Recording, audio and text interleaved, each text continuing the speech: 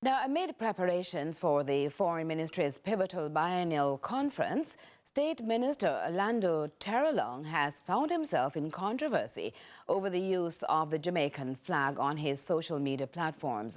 The State Minister has issued an explanation and an apology for the controversial post, but the opposition contends he hasn't gone far enough. Here's more from Ramon.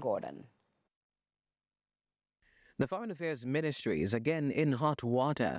This time, under scrutiny, is State Minister Orlando Terrelong, who early Wednesday was embroiled in social media controversy. In a since-deleted post to Instagram and X, the minister was seen interacting with members of the diaspora in the UK ahead of the Foreign Ministry's 10th biennial conference. However, keen-eyed social media users quickly noticed the national emblem, the Jamaican flag, being used to cover the faces of former Jamaican government leaders who happen to be members of the opposition People's National Party. When I first heard this, I thought to myself that this was very childish and tribal. I have since seen the response of the minister, but I believe that what he has done does not go far enough, and I believe that he has not understood the gravity of the situation. The minister online, hours after the controversy, sought to explain the dilemma.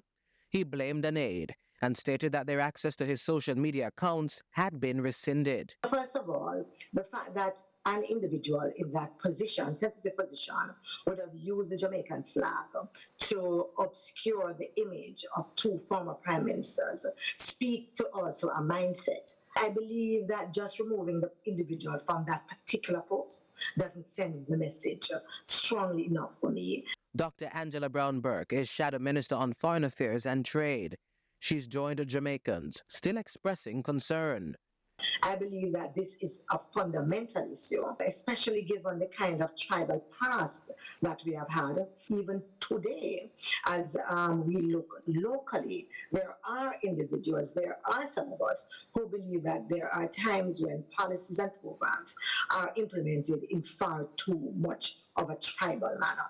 And so I believe, quite rightly, that Jamaicans ought to have been outraged. Efforts to reach the state minister up to news time proved futile.